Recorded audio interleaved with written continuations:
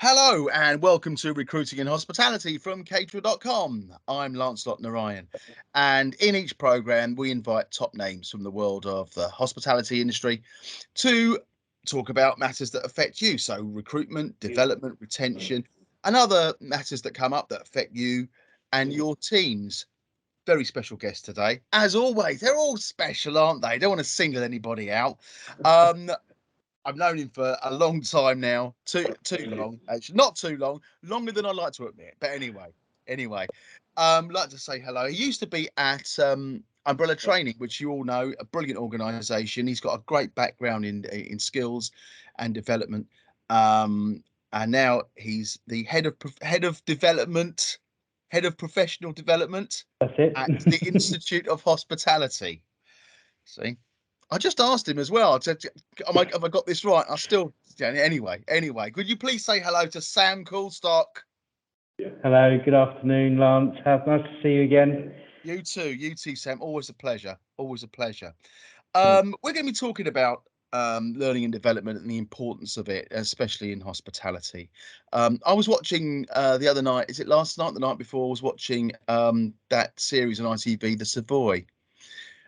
It's a primetime program. It goes out 9 o'clock on a major channel, and a big part of it, running through the whole series, actually, is they're talking about skill shortage in hospitality. So it's front and centre. It's always been an issue as far back as I can remember in the hospitality industry. Things are, worse now than they've ever been, not to be a harbinger of doom. But Sam, let me start by asking you, how exactly has the hospitality skill shortage deepened since COVID and Brexit? Yeah, I think we all can feel it, right? Whether we're a customer or whether we're in the service of delivering excellence in hospitality. I think we can all feel it, and I think it's not more. It goes deeper than just more feeling it. I think that the pressure on the leadership teams, the pressure on the staff that's remaining is there. But yesterday I was at an apprenticeship conference in London, and around the table of who we was talking to were representatives of the hair and beauty industry, there were representatives of construction, of museums, and guess what? They're all suffering skill shortages. So I don't actually know whether we've got a skill shortage or whether it's more a labour shortage and a labour market shortage of people actually to do the jobs. And I think, we can put a lot of emphasis on Brexit and COVID and people going home and not returning. All of that is absolutely true. But I think we're also quite good in this industry of hitting ourselves over the head ourselves and saying, we're really bad at this. We're not doing very well. But actually, when we compare ourselves to what's going on out there, then, we're in this storm with every other UK PLC business out there. So it has deepened, it has got worse. We have always had this recruitment problem, the perception problem. I spent 13 years at Springboard, working day and night trying to change perceptions of hospitality in schools, colleges, universities. Some great programs there to actually do something to help. So I don't think it's anything new. I just think we can feel it a little bit more at the moment, and I think we're a little bit more aware of it that's going on out there. Okay, all right, good. Looking at the candidates who are left, people who are still here, and people who want to work in hospitality. Do you think the mindset of candidates has changed? Is that an issue? I think so. When I first started in hospitality, we can all think back, doing a breakfast split shift in the kitchen when you're 17, 18 was almost like a badge of honour. That was, the thing to do. You was doing that. I'd done back to the floor earlier in this year, and it nearly killed me, Lance, to be honest. A, I was recovering from COVID, and B, I was absolutely knackered walking around all night. Well, absolutely, last man standing and all of that. But I do think the mindset has changed for people that are coming into the industry. You're definitely right. When we look at Generation Alpha, Generation Z, what they're looking for from employers has completely changed. They are expecting that lifestyle balance, and that's really difficult, I think, for hiring managers to get their heads around, because, quite often they're my age, they've been there, done that, they've done the breakfast split shifts, and they've done, 12 days on and 1 afternoon off, and all of that great stuff that you've done when you was younger. Young people don't want to do that anymore, and rightly so. That's not the way the world of work should be. So I do think there is a bit of a shift change in employers understanding that, definitely, but there is a bulk of the industry that's still a bit stuck in the old ways of thinking where, it's okay to offer, if I'm recruiting for a position and it's 40 hours a week, why can't I take 2 people on at 20 hours a week? One person does 20 hours, another person does another 20 hours, and then you filled the 40-hour shift that you need to be covered. And I think, it's a bit more forward thinking. It's having to be a bit more creative. There's a lot more than just the hours, right? So when you're there, and as my good friend John Reed said this to me a long time ago, he said, in this industry, we're absolutely fascinated about giving everybody a career, giving everybody a job, giving everybody an absolute brilliant career path, and we're so focused on that, which is absolutely right. What I think we've done is we've almost forgotten to give people a really good job to do when they're with us, and absolutely praise them and make them feel like rock stars. The minute they walk through that door, there's some rah-rah, some feel-good atmosphere when you walk through that door, and make the shift and the work that you're doing and the colleagues really good fun. Because if we get that bit right, guess what? The career will then come. And we all fell in love with hospitality because the job that we was doing, whether you was in the kitchen, in the bar, in housekeeping, whatever part of the industry you was in, you absolutely loved that part of it.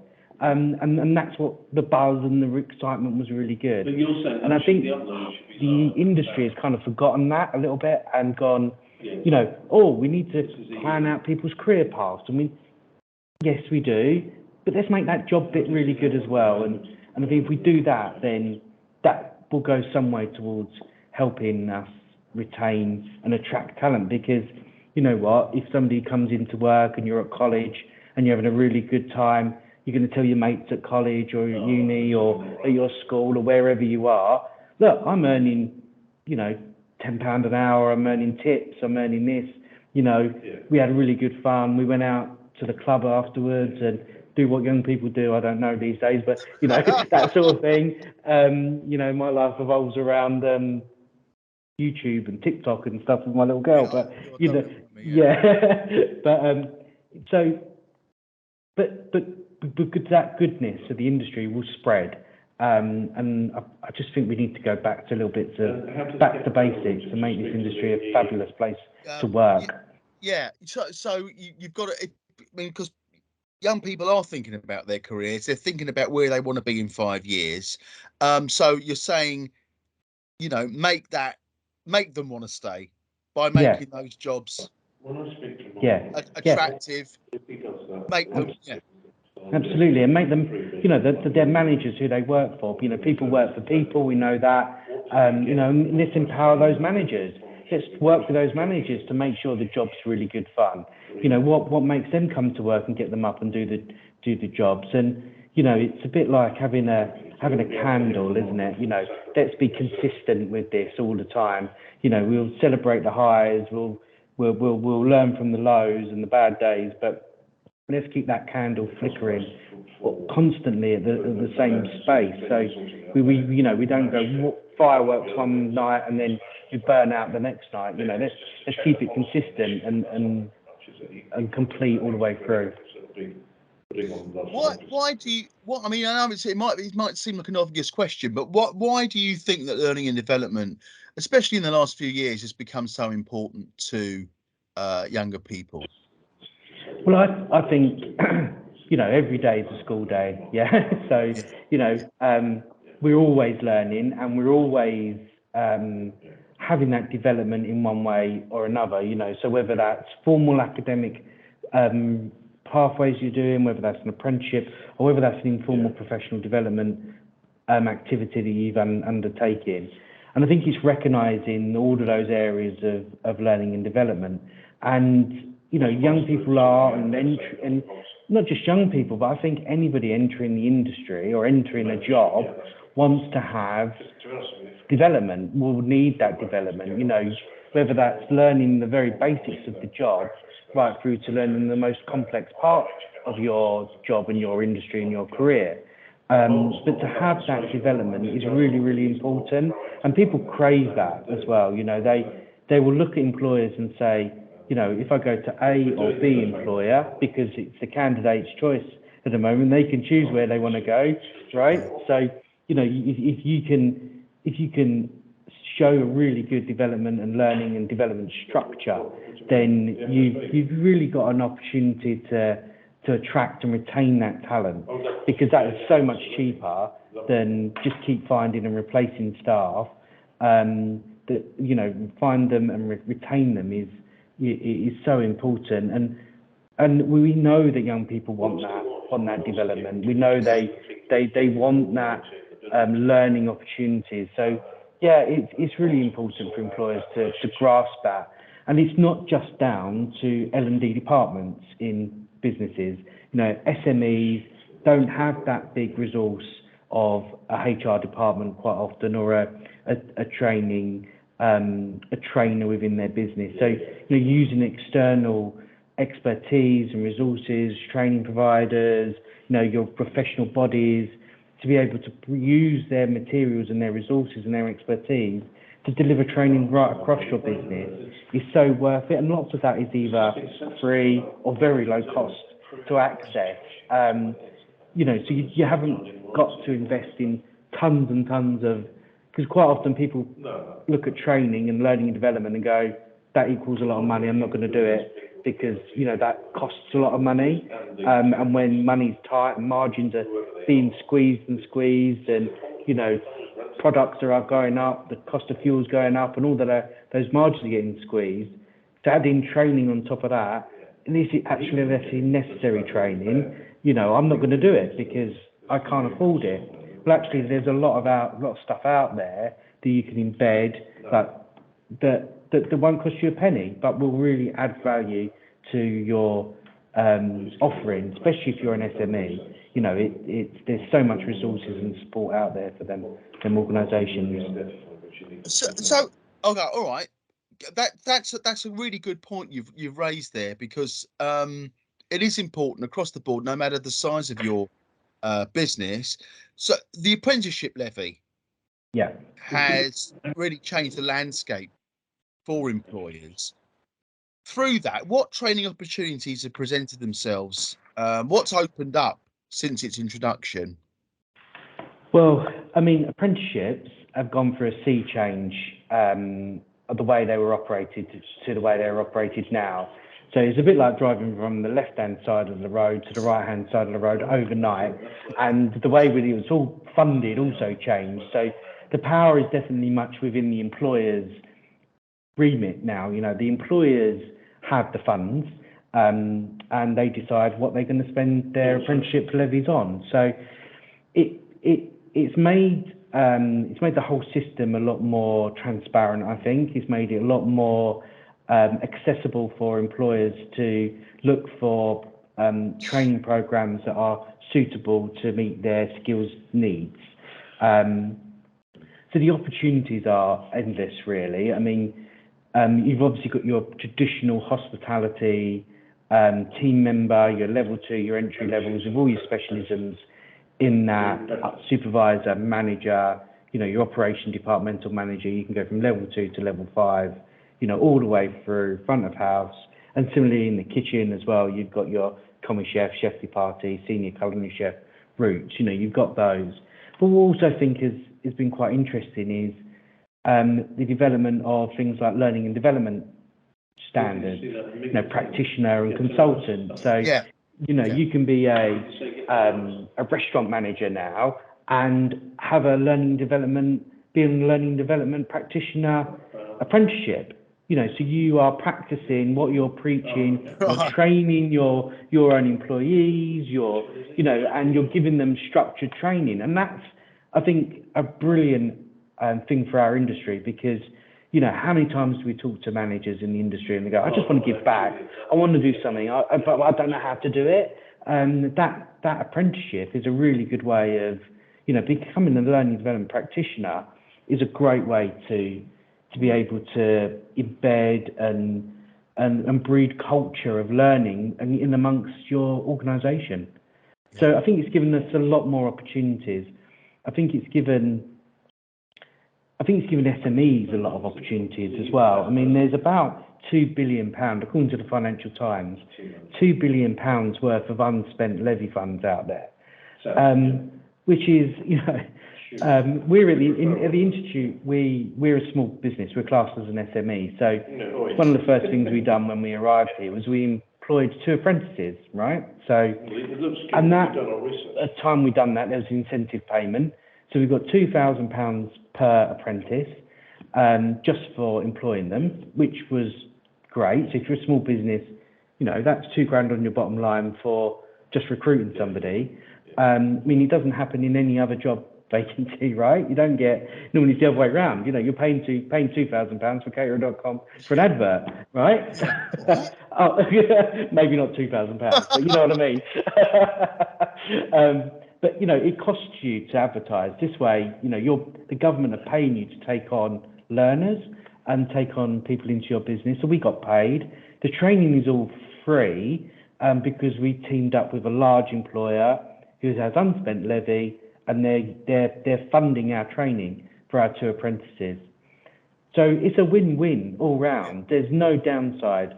And we have seen firsthand the development, the growth, the confidence, those soft skills, which aren't written anywhere on a piece of paper, that you can't quantify really, but we've seen that in our 2 apprentices.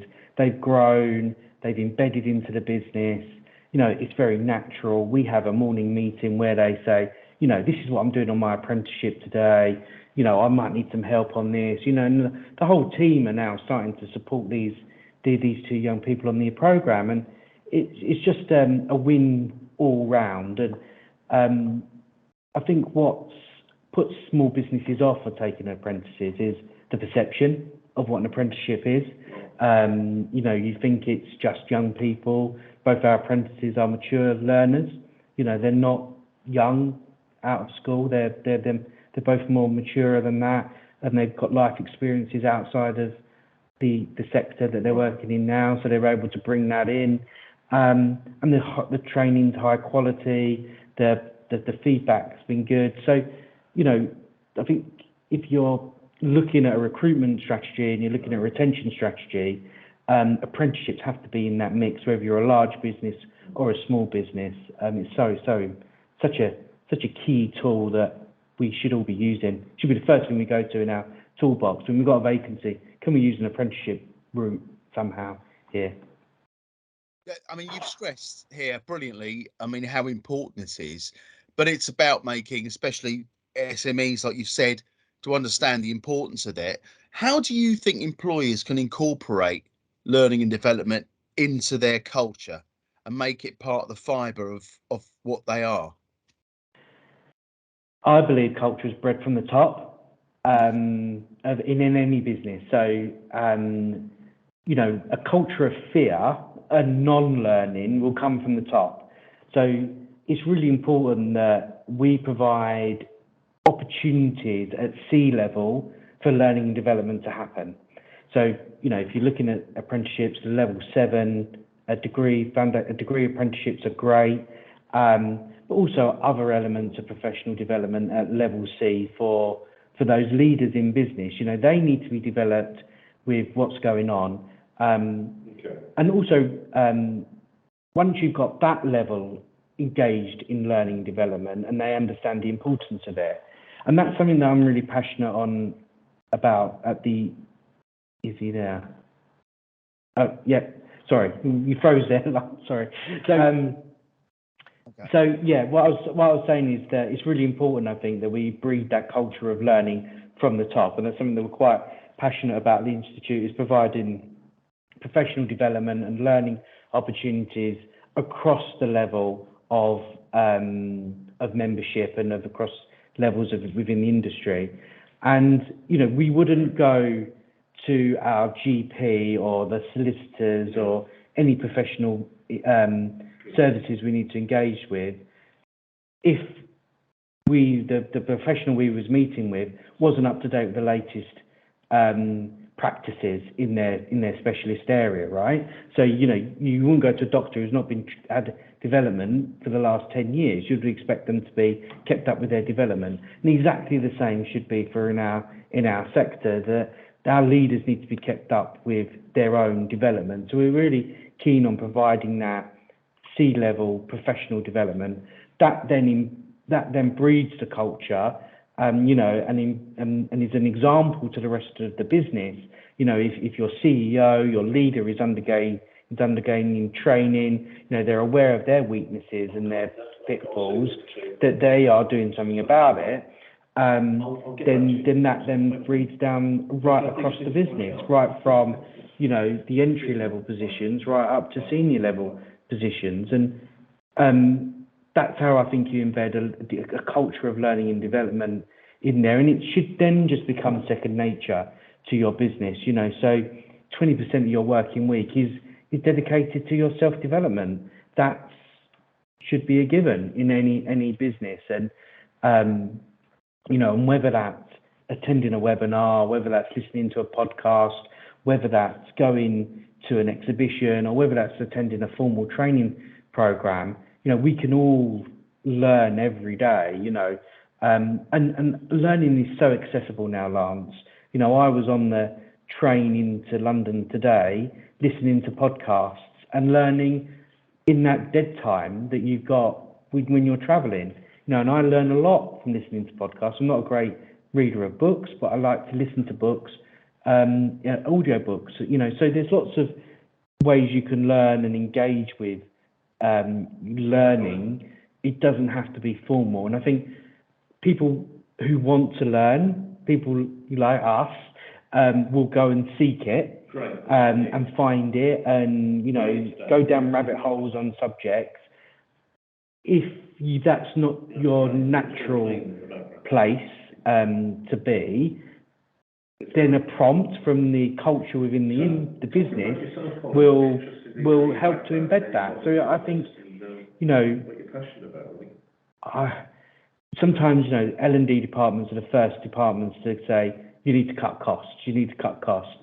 And actually they should be the first department to be ring fenced and say no costs are being cut in L&D, because that's where the innovation comes from. That's the growth. That's the ideas that will come from L&D activity. Might not necessarily be somebody in that department, but from that activity that goes on, that's where ideas and growth will come from, by allowing that safe place for that activity to go on. So yeah, I'm really passionate, as you can probably tell, about how we grow people, how we embed that into cultures is I think so important to our industry. And then when we go back to programs like the Savoy, and we go back to the first question about skills gaps, we won't have a skills gap, because we'll be training people up well enough in our businesses that they won't want to leave.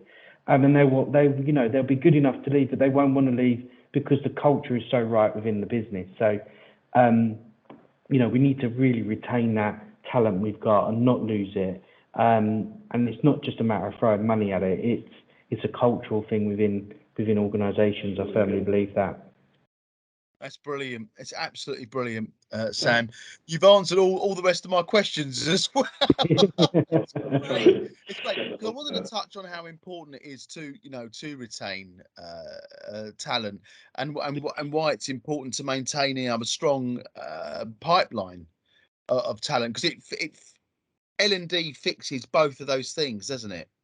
Yeah, absolutely. I mean, 72% of businesses are telling, there's a study done by the Open University recently, and their business barometer, and 72% of businesses are saying they're feeling the impact of skill shortages within their own businesses, and 78% are reduced output, what they're doing. So, it's having an effect.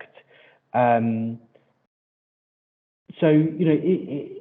that's not just hospitality, that's across UK PLC. So in hospitality, if we want to retain that talent, we need to be the best of what we're doing. And we were very good at playing lip service to that. So we're very good at saying, oh yes, we will do this and we will do that, and we'll sign this and we'll sign up to that, and then actually don't deliver on it because, when it comes down to it, we're short-staffed. So we need to really, if we're going to do stuff, commit to it and follow through on it, and that's how we'll make change. And I think I'm rather a half glass full type of guy rather than half glass empty. So I think I do think things are getting better. I see employment practices changing. We're talking to members all the time about their businesses, how they're finding recruitment and staffing, and it is getting better from what we're hearing. And I think we're in a really good place, our industry, to attract talent. Constantly on the telly, the Savoy programme is one example, but if you switched on BBC Two right now, it would probably be the tennis, but normally on a weekday, there's probably some cookery show going on, right? So we are in the living rooms of families day in, day out. Saturday morning on both the main channels, you've got food programs there constantly. And what I think we need to be trying to do on those food programs is, let's just talk about how that chef got to be there. Let's talk about the journey that they went on and why they enjoyed that industry. Yeah, it's very good to hear about the dish they're cooking and the provenance of the food, and all of that is also so important.